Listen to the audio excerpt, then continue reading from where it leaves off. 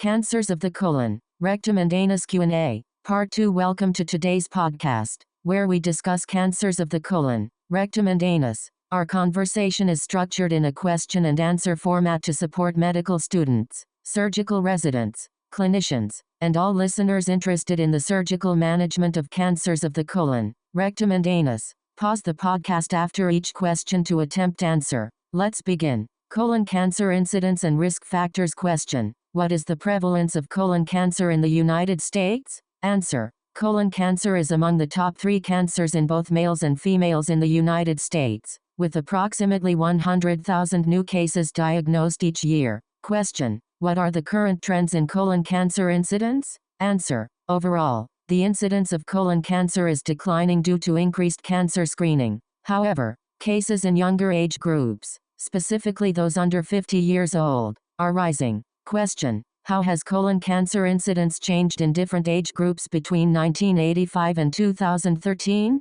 Answer. The incidence increased by 2.4% per year in the 20 to 29 year age group, 1% per year in the 30 to 39 year age group, 1.3% per year in the 40 to 49 year age group, and 0.5% per year in the 50 to 54 year age group. Question. What proportion of colorectal cancers in patients younger than 50 years old have an inherited predisposition? Answer. 20% of all colorectal cancers in patients younger than 50 years old are associated with an inherited predisposition. Question. What proportion of colorectal cancers in patients older than 50 years old are due to inherited gene pathogenic variations? Answer. Between 6% and 10% of all colorectal cancers in patients above the age of 50 years are the result of an inherited gene pathogenic variation. Question. What is the prevalence of Lynch syndrome among colorectal cancer patients younger than 50 years old? Answer. Up to 10% of colorectal cancer patients younger than 50 years old have Lynch syndrome.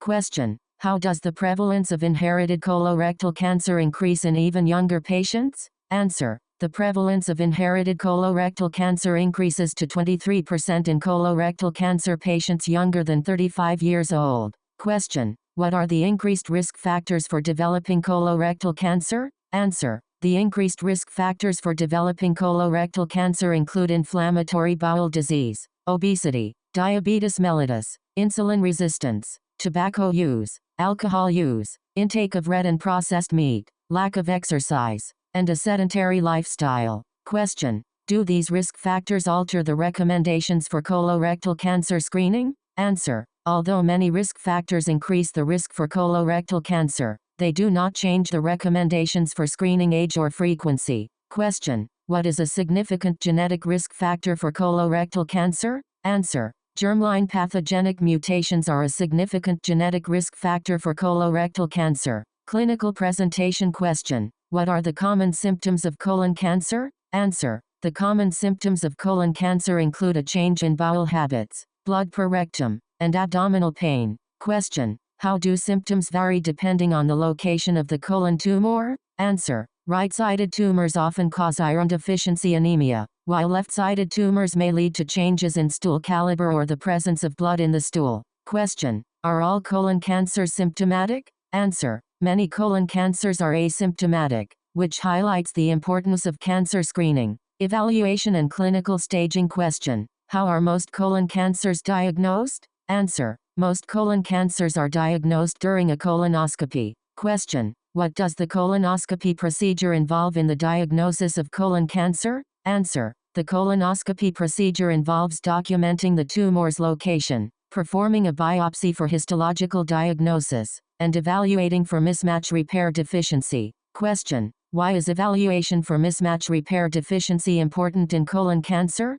Answer. Evaluation for mismatch repair deficiency helps identify patients who may be eligible for genetic counseling or checkpoint inhibitor immunotherapy. Question. What laboratory tests are performed in the evaluation of colon cancer? Answer. Laboratory tests include a complete blood count, chemistry panel, and carcinoembryonic antigen testing. Question. What imaging is used to assess for metastatic disease in colon cancer? Answer. Computed tomography of the chest, abdomen, and pelvis with intravenous and oral contrast is used to assess for metastatic disease. Question. When is a positron emission tomography or computed tomography scan recommended in colon cancer evaluation? Answer. Positron emission tomography or computed tomography scans are not routinely recommended and are reserved for cases with equivocal findings on contrast imaging. Surgical technical principles question. What is the primary surgical goal in colon cancer surgery? Answer. The surgical goal is to ensure negative margins and adequate lymph node removal.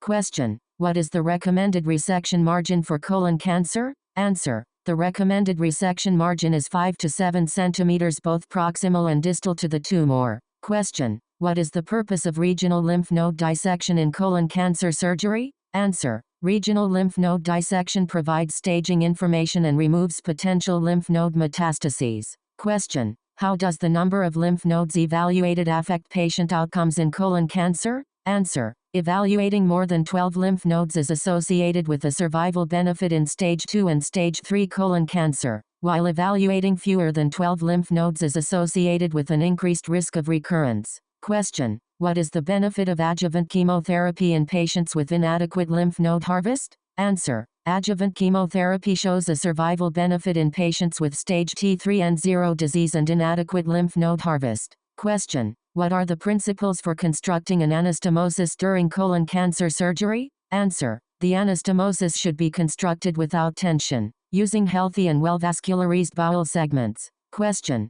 Why is preservation of the marginal artery important during colon cancer surgery? Answer. Preservation of the marginal artery is important to avoid ischemia and related complications. Surgical anatomy and extent of resection. Question. What arteries supply blood to the colon? Answer. The colon receives blood supply from the superior mesenteric artery and the inferior mesenteric artery. Question. Which branches of the superior mesenteric artery supply the right colon? Answer. The ileocolic artery, the right colic artery, and the middle colic artery are branches of the superior mesenteric artery that supply the right colon. Question. Which branches of the inferior mesenteric artery supply the left colon and rectum? Answer. The superior rectal artery, sigmoid arteries, and left colic artery are branches of the inferior mesenteric artery that supply the left colon and rectum. Right-sided tumors. Question. What is the standard surgical procedure for right-sided colon tumors? Answer. The standard surgical procedure is a right colectomy.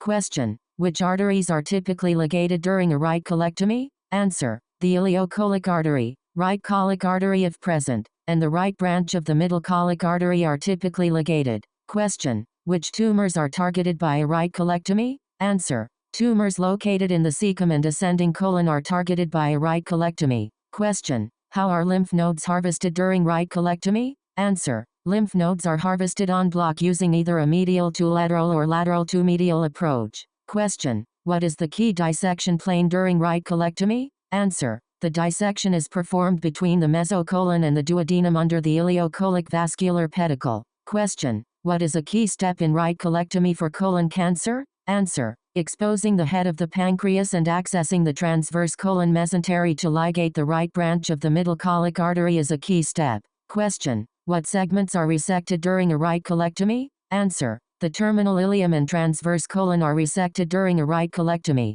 Question. How is the bowel reconnected after right colectomy? Answer. An ileocolic anastomosis is performed using various techniques and configurations. Question. Is the omentum resected during right colectomy? Answer. Yes. The omentum is resected en bloc with the specimen during right colectomy. Transverse colon tumors. Question. What is the surgical procedure for tumors of the transverse colon? Answer. The preferred surgical procedure is an extended right colectomy. Question. What arterial ligation is performed during extended right colectomy for transverse colon tumors? Answer. The ileocolic artery is ligated and the middle colic artery is divided at its base. Question. How is the anastomosis constructed after extended right colectomy for transverse colon tumors? Answer. An ileocolic anastomosis is constructed in the distal transverse colon. Splenic flexure tumors. Question. What are the options for surgical resection of splenic flexure tumors? Answer. Options include extended right colectomy or subtotal colectomy with ileodescending colon anastomosis.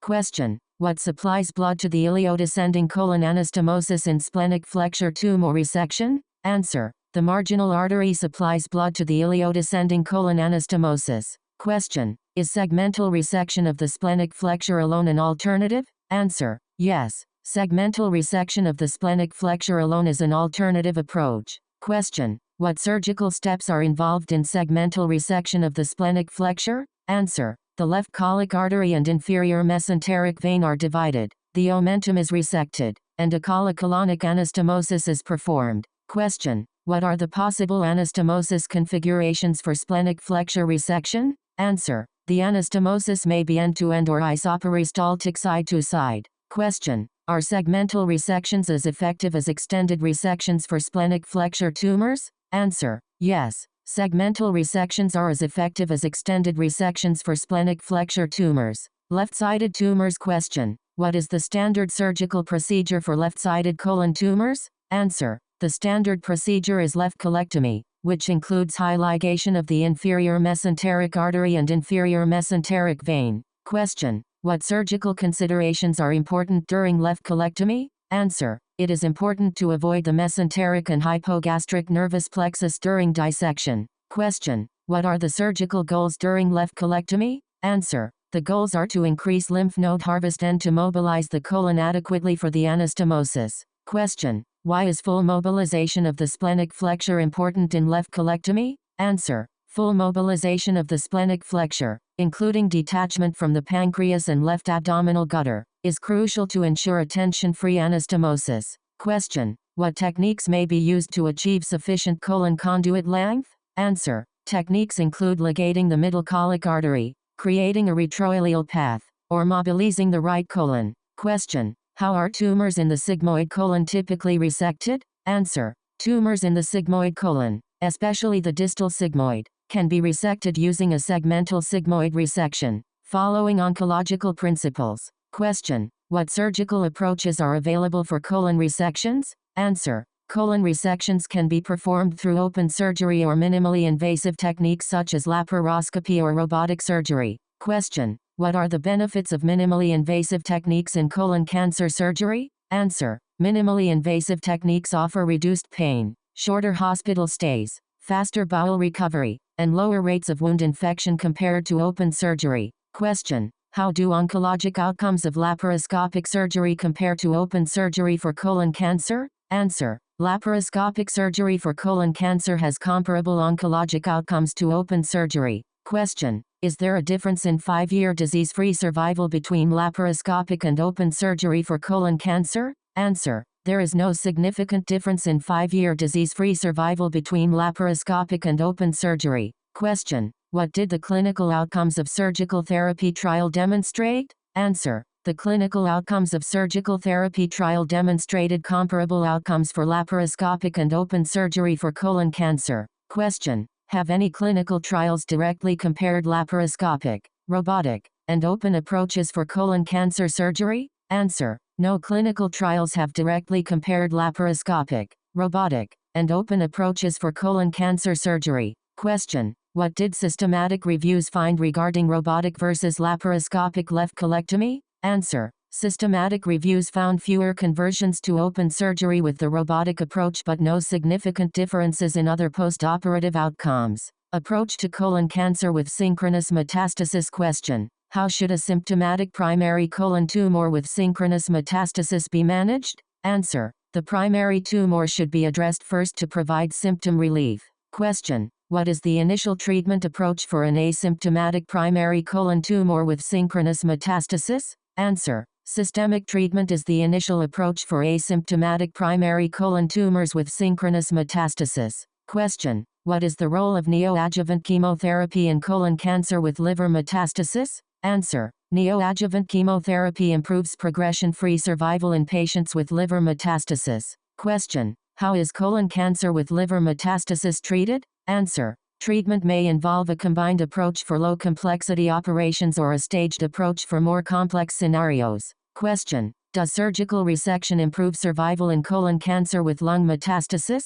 Answer: Yes. Surgical resection improves survival in colon cancer patients with lung metastasis. Question: What is the treatment for colon cancer with peritoneal metastasis? Answer: Cytoreductive surgery with hyperthermic intraperitoneal chemotherapy may be considered after multidisciplinary evaluation. Obstructing colon cancer. Question: how common is significant bowel obstruction in colon cancer? Answer: significant bowel obstruction complicates between 8% and 29% of colon cancers. Question: why does obstructing colon cancer often require emergency treatment? Answer: obstructing colon cancer often requires emergency treatment due to the risk of bowel perforation. Question: how does obstruction impact the management of colon cancer? Answer: obstruction alters treatment plans due to the time-sensitive need to address symptoms and potential complications. Question: what are the clinical presentations of obstructing colon tumors? Answer: obstructing colon tumors can present with gradual symptoms such as pencil-thin stools, constipation, and abdominal distension, or acute symptoms such as inability to pass stool, abdominal pain, and vomiting. Question: how is the diagnosis of obstructing colon cancer confirmed? Answer: diagnosis is commonly confirmed using imaging studies such as plain abdominal films or computed tomography scans. Question: what are the goals of treatment for obstructing colon cancer? Answer: treatment aims to relieve the obstruction, remove any non-viable bowel tissue, and resect the tumor if possible. Question: what is the treatment for right-sided obstructing colon cancer? Answer: treatment usually involves oncologic segmental resection, often with primary ileocolic anastomosis, but a temporary stoma may be needed for high-risk patients. Question: what factors influence the treatment of left-sided obstructing colon cancer? Answer: treatment depends on the location of the obstruction, the viability of the bowel, and the stability of the patient, and often involves urgent surgery and segmental resection. Question: when is subtotal colectomy indicated for left-sided obstruction? Answer: subtotal colectomy is indicated if the proximal large bowel is perforated or ischemic. Question: is primary anastomosis supported for left-sided obstruction? Answer: recent evidence supports primary anastomosis in hemodynamically stable patients with a tension-free anastomosis and good blood supply. Question: what is the role of endoscopic stenting in obstructing colon cancer? Answer: endoscopic stenting relieves obstructions, allows for elective surgery, and results in higher rates of primary anastomosis, decreased wound infections, and increased completion of laparoscopic surgery. Question: when is endoscopic stenting contraindicated in obstructing colon cancer? Answer: endoscopic stenting is contraindicated in cases of suspected ischemic or perforated bowel. Pathologic staging and prognostic factors. Question: what system is used for pathologic staging of colon cancer? Answer: the American Joint Committee on Cancer Staging System, which is based on the tumor node metastases system, is used for pathologic staging. Question: what is the purpose of staging in colon cancer? Answer: the purpose of staging is to predict survival, determine the need for additional therapy, and assess prognosis. Question: what does the tumor node metastases system describe? Answer: the tumor node metastases system describes the extent of cancer spread. Question: what are important prognostic factors in colon cancer? Answer: important prognostic factors include serum carcinoembryonic antigen levels, lymphovascular invasion, perineural invasion, tumor budding, mucinous histology, and the presence of signet ring cells. Question: how do genetic factors affect prognosis in colon cancer? Answer: mutations in the BRAF and CROSS genes are associated with worse prognosis, while microsatellite instability is associated with better survival. Question: what is the prognosis for signet ring cell colon cancer?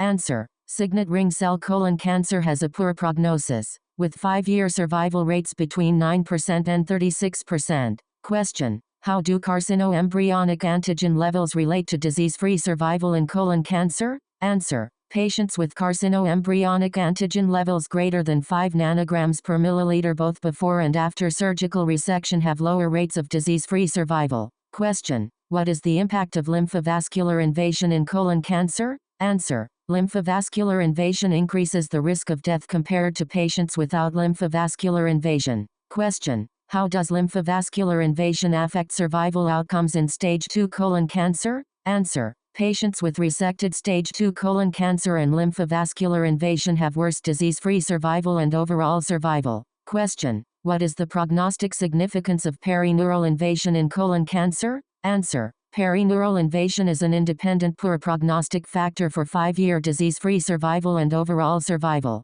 Question: what is tumor budding, and why is it significant in colon cancer? Answer: Tumor budding is the presence of single or small clusters of tumor cells in the tumor stroma, and intermediate or high tumor budding is associated with worse overall survival and disease-free survival in stage 3 colon cancer. Question: what is the prognosis of colon adenocarcinomas with mucinous features? Answer: colon adenocarcinomas with mucinous features have worse progression-free survival and overall survival compared to non-mucinous cancers. Question: what is the average survival for signet ring cell colon cancer? Answer: the average survival time for signet ring cell colon cancer is between 20 and 45 months. Question: how do BRAF and CROSS mutations impact prognosis in colorectal cancer? Answer: BRAF and CROSS mutations are associated with worse prognosis in colorectal cancer patients. Question: what is the prognostic significance of microsatellite instability status in colorectal cancer? Answer: microsatellite instability is a positive prognostic factor, predicting a 15% better survival rate compared to microsatellite stable colorectal cancer. Adjuvant therapy. Question: for which colon cancer patients is adjuvant chemotherapy recommended? Answer: adjuvant chemotherapy is recommended for patients with stage 3 and stage 4 disease, and for stage 2 patients at high risk for systemic recurrence. Question: what are high-risk factors for recurrence in stage 2 colon cancer? Answer: high-risk factors include poorly differentiated histology, lymphovascular invasion, perineural invasion, bowel obstruction, fewer than 12 lymph nodes sampled, localized perforation, close or positive margins, and high tumor budding. Question: what are the recommended adjuvant treatment regimens for stage 3 colon cancer? Answer: the recommended regimens are capecitabine and oxaliplatin, or leucovorin, fluorouracil, and oxaliplatin, which are superior to 5-fluorouracil and leucovorin alone. Question: do capecitabine and oxaliplatin, or leucovorin, fluorouracil, and oxaliplatin outperform 5-fluorouracil and leucovorin in colon cancer treatment? Answer: yes. Both regimens outperform the combination of 5-fluorouracil and leucovorin. Question: is oxaliplatin effective in high-risk stage 2 patients or those older than 70 years? Answer: the addition of oxaliplatin to 5-fluorouracil and leucovorin does not improve survival in high-risk stage 2 patients or those older than 70 years. Question: what is the recommended duration of capecitabine and oxaliplatin for low-risk stage 3 colon cancer? Answer: 3 months of capecitabine and oxaliplatin is non-inferior to 6 months in terms of disease-free survival and is associated with less toxicity. Question: what is the recommended duration of leucovorin, fluorouracil, and oxaliplatin for high-risk stage 3 colon cancer? Answer: 3 months of leucovorin, fluorouracil, and oxaliplatin is inferior to 6 months for high-risk stage 3 colon cancer. Question: what did the IDEA collaboration find regarding treatment duration in stage 2 colon cancer? Answer: the IDEA collaboration did not demonstrate non-inferiority of 3 months versus 6 months of treatment in stage 2 patients. Question: is there a difference in disease-free survival between 3 and 6 months of adjuvant therapy for stage 3 colon cancer? Answer: a slight difference in disease-free survival was observed in stage 3 patients. Question: what is the recommended treatment for patients with mismatch repair proficient tumors or microsatellite stable cancer? Answer: the recommendation is not specified in the provided text. Question: what is the recommendation for patients with mismatch repair deficient tumors and stage 1 or 2 disease? Answer: observation without adjuvant therapy is recommended for these patients. Question: what is the recommended duration of adjuvant therapy for stage 3 colon cancer patients? Answer: 3 to 6 months of capecitabine and oxaliplatin or 6 months of leucovorin,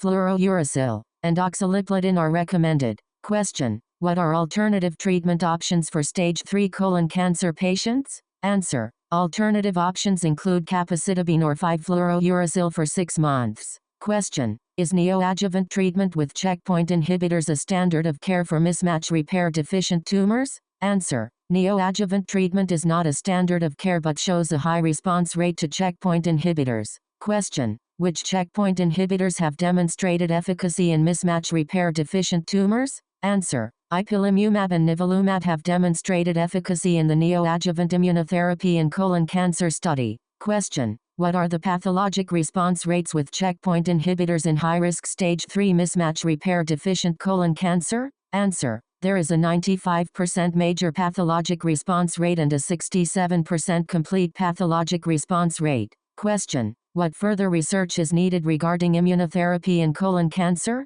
Answer: larger studies with long-term follow-up are needed to define the role of immunotherapy in the neoadjuvant treatment of colon cancer. Post-operative surveillance. Question: what are the survival rates for colon cancer by stage? Answer: survival rates are 91% for localized disease, 72% for regional disease, and 13% for distant disease. Question: what is the overall 5-year survival rate for colon cancer? Answer: the overall 5-year survival rate is 63% according to surveillance, epidemiology, and end results data. Question: is recurrence risk a concern in colon cancer patients? Answer: yes, recurrence risk remains a concern, even without differentiating high-risk features and mismatch repair status. Question: why is surveillance important after colon cancer surgery? Answer: surveillance protocols should be followed for patient safety and early diagnosis of recurrence. Question: what do the National Comprehensive Cancer Network guidelines recommend for colon cancer surveillance?